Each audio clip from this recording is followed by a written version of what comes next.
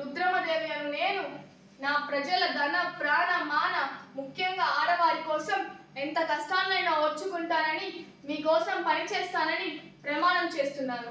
అలా ప్రమాణం చేసిన నేను నేడు మీ అందరికీ రాణి రుద్రమదేవిగా పరిచయం అయ్యాను. మా నాన్న గణపతి దేవునికి పుత్ర సంతానం లేదు, అందుకని నన్ను మీ అందరికీ రుద్రదేవునిగా పరిచయం చేశారు. పాలన కోసం ఎంతో కష్టపడ్డాను, మన రాజ్యాన్నే గెలిపించాను.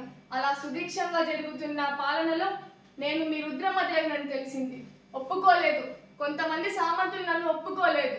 బాధపడ్డాను, మా నాన్నను నిందిస్తుంటే ఎంతో బాధపడ్డాను, సహించలేకపోయాను. ఆడవాళ్ళ మధ్య ఏమవుతుంది? కష్టపడుతున్నాను కదా, మీకోసం ఎంతో కష్టపడుతున్నాను కదా. నేను రాజు అని తెలిసినప్పుడు జైహోలు కొట్టిన మీరే ఇప్పుడు రాణి అని తెలిసినప్పుడు ఎందుకు నిందిస్తున్నారు? నా ఈ కోపంతో సామంతులు ఎదురు తిరిగారు, భయపడలేదు. నాకు ఇదో లెక్కన ఓడించాను.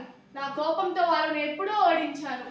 నేను మీకు చెప్పేది ఒక్కటే, ఆడవాళ్ళను ముందుకు రానివ్వండి, కష్టపడనివ్వండి, గెలవనివ్వండి. జై హింద్.